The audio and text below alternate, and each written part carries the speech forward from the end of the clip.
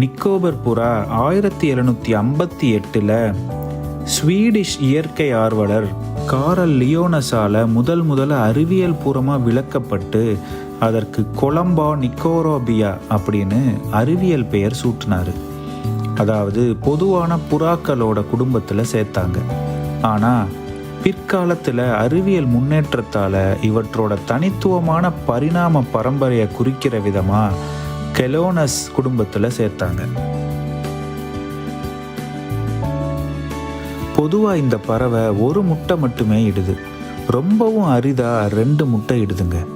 அதுக்கப்புறம் சுமார் 27 30 நாட்கள் 2 பெற்றோரும் மாறி மாறி அடைக்காக்குது. குஞ்சு பொரிச்ச பின்னாடி பெற்றோரிடமிருந்து ஊட்டச்சத்து நிறைந்த பயிரிலிருந்து உருவான ஒரு வகையான பாலை ஊட்டுதுங்க. 3-4 வாரத்துக்குள்ளேயே குஞ்சு பறக்க தயாராகிடும்.